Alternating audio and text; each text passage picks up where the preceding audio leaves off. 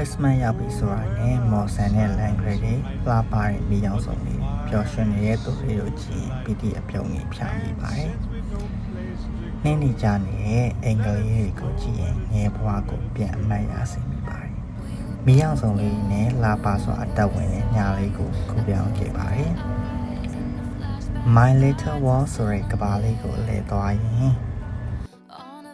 ကလေးဆန်ဆန်နဲ့ညာလေးကိုဖြတ်တန်းခဲ့ပါတယ်။